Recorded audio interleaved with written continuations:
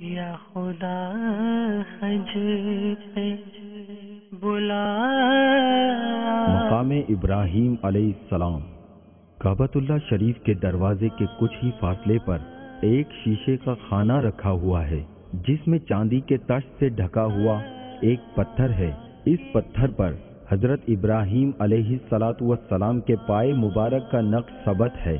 آپ علیہ السلام نے اس پتھر پر کھڑے ہو کر تعمیر کعبہ فرمائی تھی. اس جگہ کو مقام ابراہیم کہا جاتا ہے.